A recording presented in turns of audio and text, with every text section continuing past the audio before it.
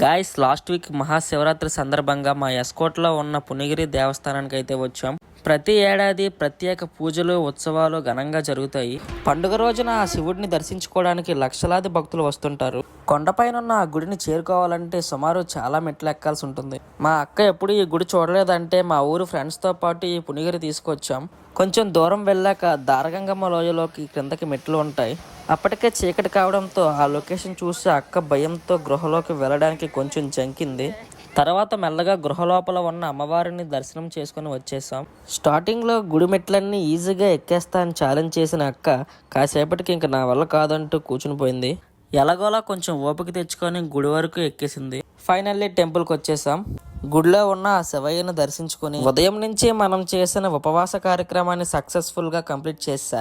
Next అందరం కట్టకట్టుకుని మా ఊరి జాతరకి వెళ్ళిపోయాం.